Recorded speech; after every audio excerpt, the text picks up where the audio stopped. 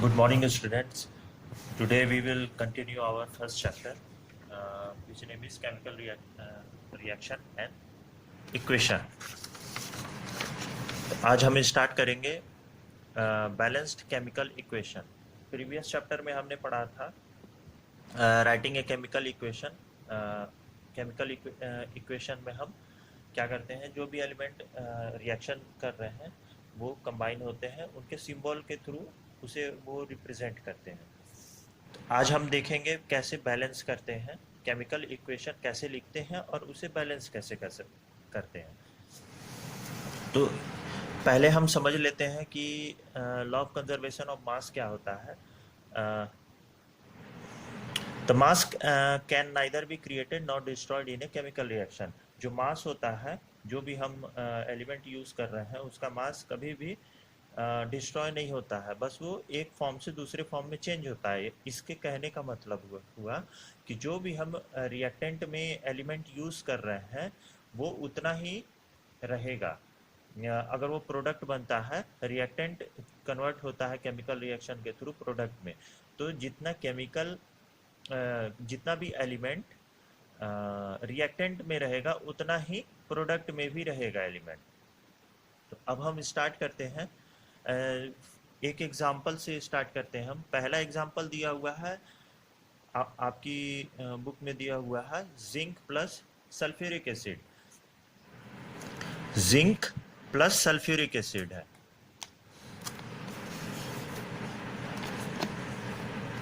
तो हम यहां पर लिखना स्टार्ट करेंगे जिंक प्लस सल्फ्यूरिक एसिड. ये दोनों जिंक प्लस सल्फ्यूरिक एसिड हमारा क्या हुआ, ये कहलाया रिएक्टेंट. ये दोनों आपस में रिएक्ट करेंगे और ये रिएक्ट करके क्या बनाएंगे, प्रोडक्ट बनाएंगे. प्रोडक्ट हमेशा एरो की इधर होता है, मैंने प्रीवियस चैप्टर में बताया था. टेल की तरफ रिएक्टेंट रहता है और एरो की साइड प्रोडक्ट रहेगा. तो ये बनाता है zinc sulphate plus hydrogen gas.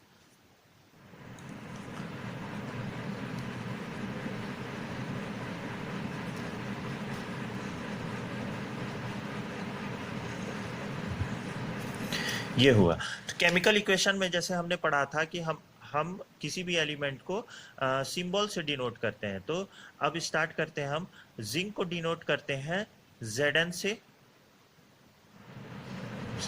साथ ही प्लस का साइन रहेगा. सल्फ्यूरिक एसिड का फॉर्मूला होता है H2SO4, साथ ही में एरो रहेगा. ये साथ में बना रहा है क्या, अब ये दोनों रिएक्ट करेगा तो जिंक सल्फेट बनाएगा ZnSO4, साथ ही साथ hydrogen gas as a by product निकलेगा H2. अब देखना है, अब बैलेंस. अब ये तो हो गया हमारा. अब हमने प्रीवियस क्लास में पढ़ा था कि स्केलेटन केमिकल इक्वेशन होता है, यानी कि अनबैलेंस्ड. तो हमें चेक करना पड़ेगा ये रिएक्शन, इसमें एलिमेंट जितने रिएक्टेंट में एलिमेंट यूज हुए हैं उतने ही प्रोडक्ट में भी होने चाहिए. तो इसका पहला स्टेप है,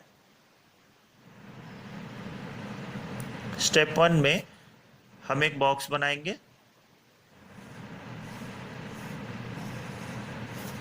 साथ ही में यहाँ पर हम लिखेंगे जो भी एलिमेंट यूज हो रहे हैं, मैं शॉर्ट फॉर्म में लिख दे रहा हूँ.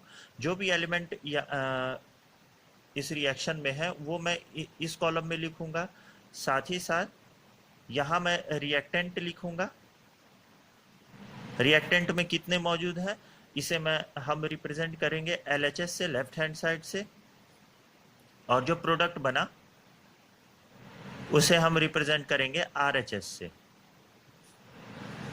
अब हमें देखना है कि इसमें कौन कौन से एलिमेंट है. तो पहला एलिमेंट हो गया जिंक, हमारा जिंक है. सेकंड हमारा कौन सा एलिमेंट है, हाइड्रोजन है. थर्ड क्या है, सल्फर है. और फोर्थ वन हमारा ऑक्सीजन. ये 4 एलिमेंट इस केमिकल रिएक्शन में इन्वॉल्व है. अब हम इसे स्टार्ट करते हैं।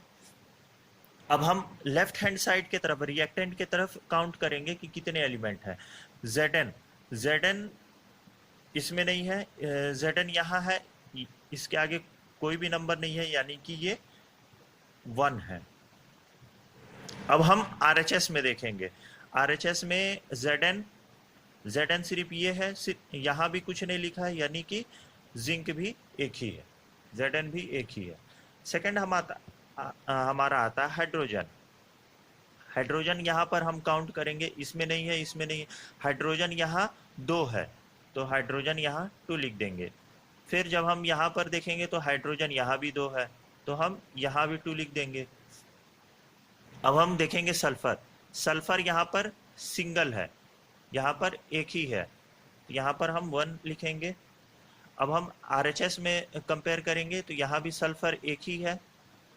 अब लास्ट में बचा हमारा ऑक्सीजन। ऑक्सीजन यहाँ पर 4 है,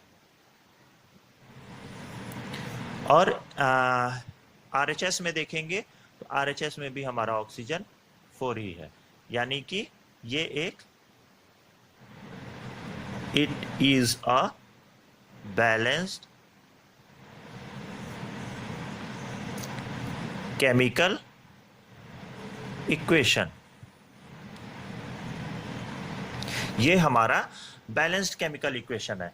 अब हम दूसरा एग्जाम्पल देखेंगे। आपकी बुक में यहाँ पर सेकंड एग्जाम्पल भी दिया हुआ है, Fe प्लस H2O। अब हम एग्जाम्पल सेकंड देखेंगे। इसमें है Fe plus H2O। Iron react कर रहा है वाटर से। वाटर कोई यहाँ पर स्टेट नहीं दिया हुआ है, ये वाटर फॉर्म में भी हो सकता है, स्टीम फॉर्म में भी हो सकता है।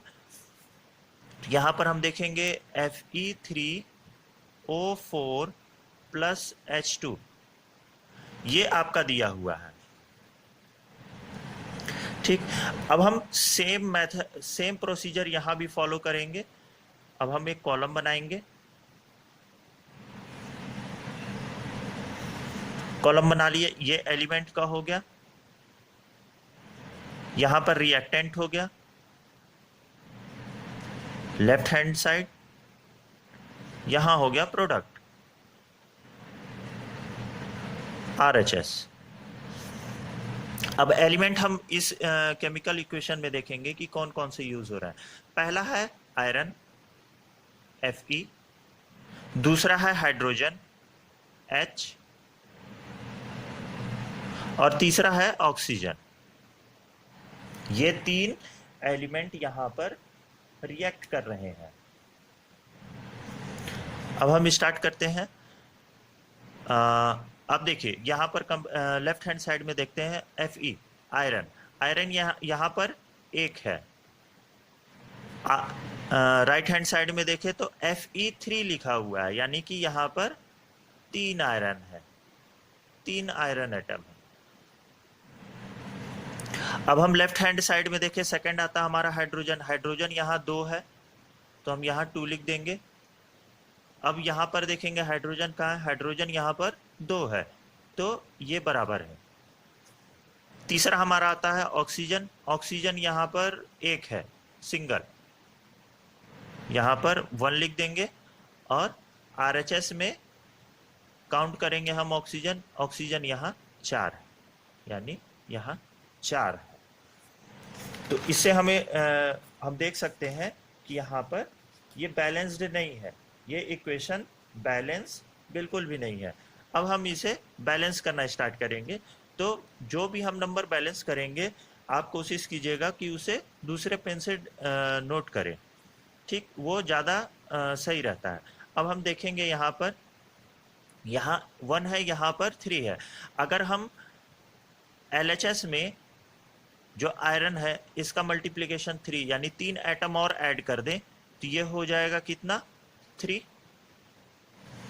यानी कि यहाँ पर 3 RHS में प्रोडक्ट में 3 आयरन एटम है, तो हम यहाँ पर अगर 3 लिख दें, Fe3 यहाँ भी LHS में भी 3 आयरन एटम हो गए, यहाँ पर राइट हैंड साइड में भी आयरन के 3 एटम हो गए।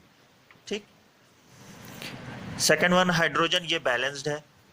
Third one is oxygen. अब ऑक्सीजन हम देखेंगे कि यहां पर 4 ऑक्सीजन है, पर यहां पर एक ही है। तो अगर हम यहां पर लेफ्ट हैंड साइड में 4 से मल्टीप्लीकेशन कर दें तो ये 4 हो जाएगा, 4 हो जाएगा। तो ये यहां पर अगर हम 4 कर दें, ठीक, तो हमारा क्या हो गया, हाइड्रोजन 4 एटम, ऑक्सीजन का 4 हो गया। साथ ही साथ हम देखेंगे यहाँ पर 4 2 जा 8, अब ये हाइड्रोजन एटम 8 हो गए। जब हमने यहाँ पर 4 ऐड किया तो 4, आप मैथमेटिक्स में पढ़ते होंगे कि अगर यहाँ पर हम ब्रैकेट लगा दें तो ये 4 हाइड्रोजन से भी मल्टीप्लाई होगा और ऑक्सीजन से भी होगा। अगर यहाँ पर हम मल्टीप्लिकेशन का साइन लगा दें तो 4 एटम तो हो गए ऑक्सीजन के, मगर हाइड्रोजन के भी बढ़ गए, यानी कि 4 2 जा 8 एटम हो गए। यहाँ पर 8 एटम प्रेजेंट हो गए। अब कैसे बैलेंस करें? अब हम क्या करेंगे, यहाँ जो हाइड्रोजन है यहाँ पर हम क्या करेंगे, 4 का यहाँ पर हम 4 कर देंगे, ऐड कर देंगे, यानी इंटू 4। तो अब ये हो गया क्या, यहाँ पर 4 2 जा 8 एटम यहाँ पर प्रेजेंट थे हाइड्रोजन के। अब यहाँ पर क्या हो गया, राइट हैंड साइड में 4 2 जा 8, यहाँ भी 8 हो गया प्रेजेंट। ये हमारा हो गया बैलेंस्ड केमिकल इक्वेशन।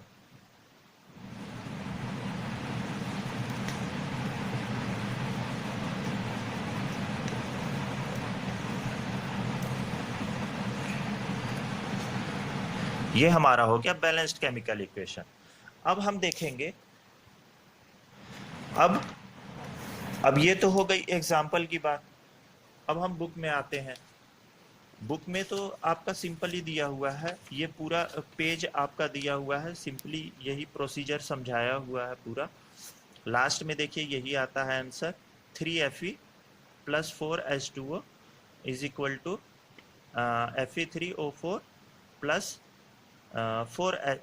4H2। अब देखिए, अब ये तो बैलेंस्ड केमिकल इक्वेशन हो गया, पर हमने स्टेट यहाँ पर नहीं लिखा। तो ये जो आयरन हमने यूज किया है इस केमिकल में है, आयरन हमेशा सॉलिड फॉर्म में होता है, तो हमने S से डिनोट कर दिया। H2O गैसियस फॉर्म में हमने डिनोट कर दिया, और Fe3O4 ये सॉलिड फॉर्म में रहेगा, और जो H2 है ये गैसियस फॉर्म में होता है, हाइड्रोजन गैस। ये ऐसे हमने पूरा एक proper balanced chemical equation show कर दिया। अब हम आते हैं क्वेश्चन पे। आपकी बुक में कुछ क्वेश्चन भी दिए हुए हैं बैलेंस करने के लिए।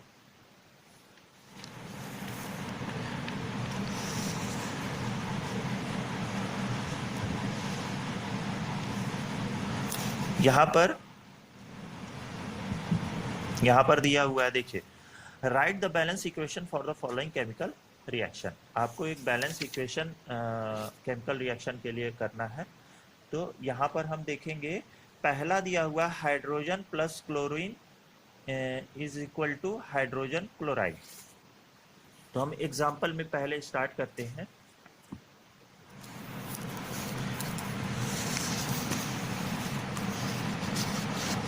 फर्स्ट एग्जाम्पल देखते हैं।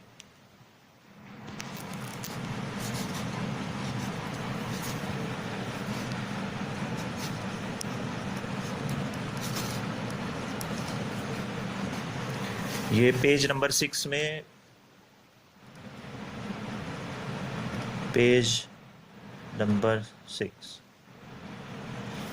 इसमें दिया हुआ है, इसमें दिया हुआ है कि हाइड्रोजन + क्लोरीन, हाइड्रोजन और क्लोरीन का रिएक्शन होता है इसमें।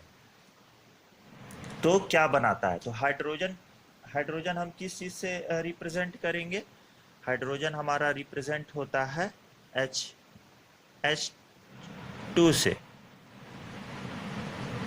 हाइड्रोजन बहुत ही रिएक्टिव होता है, वो सिंगली मतलब इंडिपेंडेंट अलग एक एटम प्रेजेंट नहीं रहता है, इसलिए वो हमेशा पेयर में रहता है। तो इसीलिए H2 हम डिनोट करेंगे। ये किस फॉर्म में है? गैसियस फॉर्म में है। साथ ही साथ ये रिएक्ट किससे कर रहा है? क्लोरीन से, यानी कि क्लोरीन Cl, क्लोरीन का हो गया Cl। पर क्लोरीन भी काफ़ी रिएक्टिव होता है, ये भी इंडिपेंडेंट एग्जिस्ट नहीं कर सकता, तो ये भी पेयर में ही रहेगा। यहाँ पर Cl2 हो जाएगा, 2 एटम क्लोरीन के। ये गैसियस फॉर्म में प्रेजेंट रहता है। एरो साइन हम डिनोट करेंगे। ये दोनों हो गया रिएक्टेंट, हम ऊपर भी लिख भी दे देते हैं। ये आपका हो गया रिएक्टेंट, ठीक। अब देखना है, अब ये बोल रहा है हाइड्रोजन क्लोराइड ये प्रोडक्ट में बनाता है। हाइड्रोजन क्लोराइड, हाइड्रोजन क्लोराइड यानी कि HCl, हाइड्रोजन क्लोराइड बना रहा है। अब हम फिर से वही प्रोसीजर स्टार्ट करते हैं। एक बॉक्स बनाते हैं छोटा सा, यहाँ पर एलिमेंट लिखेंगे, यहाँ पर LHS का मतलब हो गया रिएक्टेंट, RHS यानी product, product P, reactant R। Short form में मैं थोड़ा सा शॉर्टकट यूज कर रहा हूँ, ठीक। अब यहाँ पर एलिमेंट कौन कौन से प्रेजेंट है? हाइड्रोजन और क्लोरीन, 2 एलिमेंट प्रेजेंट है। अब LHS में हम देखेंगे हाइड्रोजन 2 है, RHS में कितने हैं? 1। क्लोरीन देखेंगे, क्लोरीन 2 एटम प्रेजेंट है, और RHS में भी सिर्फ 1 ही है। अब हम इसे बैलेंस करेंगे। HCl जो प्रोडक्ट में दिया हुआ है, अब देखिए ये दोनों एक एक एटम प्रेजेंट है। अगर हम इन दोनों का मल्टीप्लिकेशन 2 से कर दें तो ये भी 2 हो जाएगा, ये भी 2 हो जाएगा। यानी कि अगर मैं यहाँ पर 2 अगर लिख दूं तो ये बैलेंस्ड इक्वेशन हो गया। अब देखिए, अब रिएक्टेंट में भी 2 हाइड्रोजन 2 क्लोरीन, और प्रोडक्ट में भी 2 हाइड्रोजन और 2 क्लोरीन हो गया। ये हमारा हो गया बैलेंस्ड केमिकल इक्वेशन।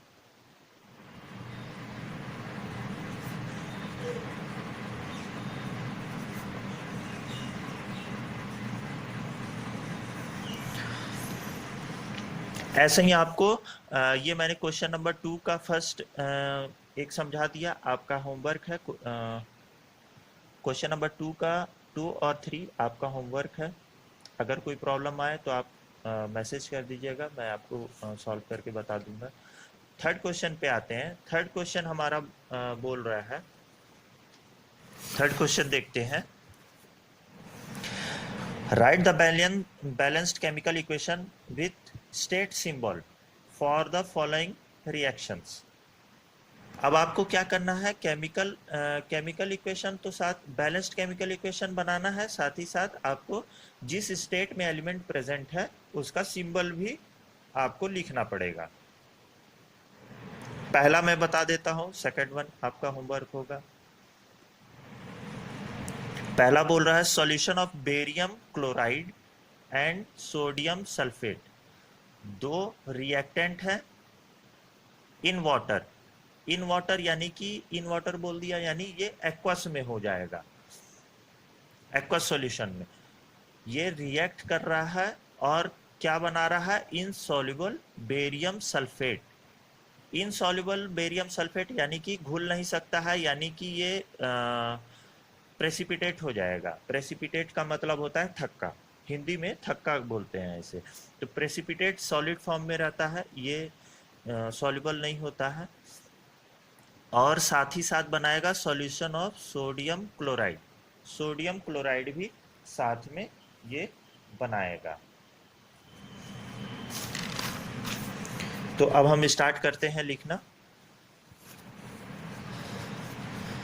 अब ये बोला है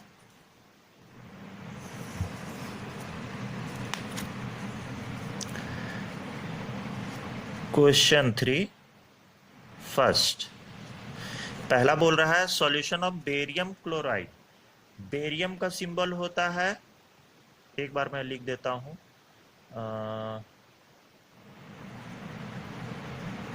barium chloride plus sodium sulphate,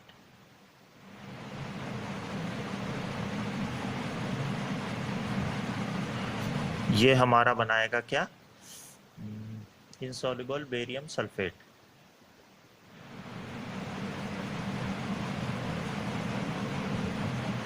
barium sulphate plus साथ ही साथ सोडियम क्लोराइड, सोडियम क्लोराइड, ये बना रहा है। अब हम स्टार्ट करते हैं। बेरियम, बेरियम क्लोराइड है तो बेरियम का सिंबल हो जाता है, बेरियम रिप्रेजेंट होता है Ba से, Ba से रिप्रेजेंट होता है। क्लोराइड है, क्लोराइड Cl से होता है। ठीक, अब बेरियम का चार्ज हम देखें, बेरियम का चार्ज होता है +2। ठीक, तो इसको बैलेंस करने के लिए क्या करेंगे, बैलेंस करने के लिए हम क्लोराइड में 2 लगाएंगे। ठीक, ये हमारा हो गया। साथ ही में सोडियम, सोडियम सल्फेट है, सोडियम, सोडियम का होता है Na और सल्फेट का होता है SO4। ये हो गया आपका सोडियम सल्फेट। ये बना रहा है बेरियम सल्फेट, बेरियम सल्फेट यानी कि BaSO4, BaSO4 यानी ये Ba और ये रिएक्ट कर गया इससे और ये रिएक्ट करेगा इससे। ठीक, तो BaSO4 बन गया, साथ ही साथ इसके साथ बना NaCl, NaCl। ठीक, अब हम पहले देख लें कौन सा किसका चार्ज क्या है और उसमें उसको बैलेंस करते हैं। तो अब हम देखते हैं सोडियम, सोडियम है तो SO4, SO4 है,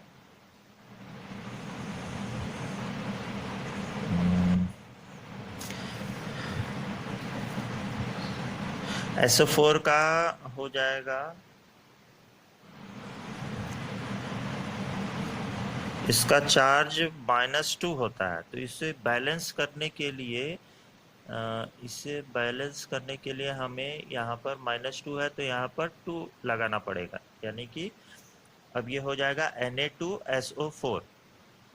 अब यहाँ पर हम देखेंगे तो Ba का +2 होता है, हमने यहाँ पर देखा था +2 होता है, SO4 का यहाँ पर हमने देखा -2 होता है, तो ये तो क्या, ये बैलेंस्ड है, +2 -2 ये बैलेंस हो गया, इसमें कुछ करने की जरूरत नहीं है। और NaCl, ठीक, अब हम इसे क्या करेंगे, अब बैलेंस्ड करेंगे हम, टेबुलर फॉर्म में अब स्टार्ट करते हैं लिखना। अब यहाँ पर एलिमेंट कौन कौन से हैं, ये LHS हो गया रिएक्टेंट का, RHS हो गया प्रोडक्ट का, और ये हो गया हमारा एलिमेंट। एलिमेंट यहाँ पर कौन कौन से हैं, पहला है बेरियम, दूसरा है क्लोराइड, तीसरा है सोडियम, और लास्ट है हमारा सल्फेट SO4। ये 4 एलिमेंट यहाँ पर 2, 3, 4 ये चारों प्रेजेंट है। अब हम क्या करेंगे, इसे बैलेंस करना स्टार्ट करेंगे। तो पहले हम LHS देखते हैं। लेफ्ट हैंड साइड में बेरियम 1 है, यहाँ पर 1 लिखेंगे, RHS में देखें, RHS में भी हमारा बेरियम 1 है। अब हम देखते हैं क्लोरीन, क्लोरीन यहाँ पर 2 है, यहाँ पर 1 है, तो क्लोरीन यहाँ पर 2 है, यहाँ पर 1 है। अब तीसरा आते हैं हम, यहाँ पर सोडियम, सोडियम 2 दिया हुआ है, और RHS में देखेंगे तो RHS में सोडियम, सोडियम हमारा सोडियम हमारा 1 है, यहाँ पर 1। अब लास्ट हमारा बचा सल्फेट, सल्फेट ग्रुप यहाँ पर कितना है, SO4, SO4 एक ही है, इस साइड भी राइट हैंड साइड में भी सल्फेट एक ही है। तो अब हम इसे बैलेंस करना स्टार्ट करेंगे। अब हमें बैलेंस किसे किसे करना है, क्लोरीन और सोडियम को। 2 है NaCl, अगर हम इसमें सिंपली कुछ नहीं करना है, इसमें अगर हम इन दोनों को मल्टीप्लाई कर दे 2 से, तो ये 2 हो जाएगा। अगर हम यहाँ पर सिर्फ एक, सॉरी, अगर हम इसे यहाँ पर 2 बस लगा दें, तो यहाँ पर भी सोडियम 2 है, यहाँ पर भी सोडियम 2 हो गया, क्लोरीन यहाँ पर 2 है, और क्लोरीन यहाँ पर 2 हो गया। अब हम देखते हैं BaCl, बोला था कि ये एक्वस सॉल्युबल है, तो ये एक्वस फॉर्म में हो गया। SO4 हमारा, और BaSO4 हमारा PPT हो गया। PPT से हम PPT डिनोट करता है प्रेसिपिटेशन, ठीक, प्रेसिपिटेट हमें PPT सिंबल होता है प्रेसिपिटेट का। तो ये हमारा हो गया एक balance chemical equation.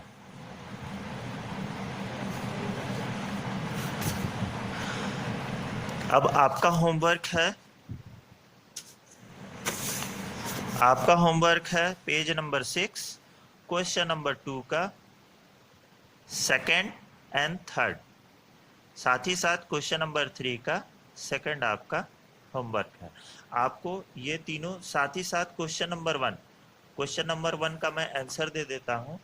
Why should A magnesium ribbon be clean before burning in air, यानी कि क्वेश्चन में पूछ रहा है कि मैग्नीशियम रिबन को जलाने से पहले उसे क्लीन क्यों किया जाता है, क्लीन क्यों किया जाता है।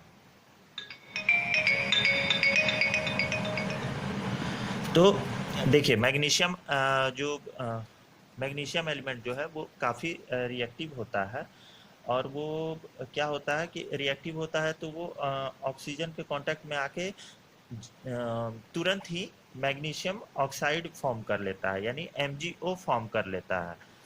तो अगर मैग्नीशियम के ऊपर एक ऑक्साइड का लेयर जम जाए तो उसके बाद वो आगे का फर्दर रिएक्शन नहीं करेगा, यानी जब आप उसे वो जलाएंगे तो वो नहीं जलेगा। इसका एक प्रॉपर आंसर हो जाएगा, magnesium is very reactive metal, so when it is store it react with oxygen to form magnesium oxide.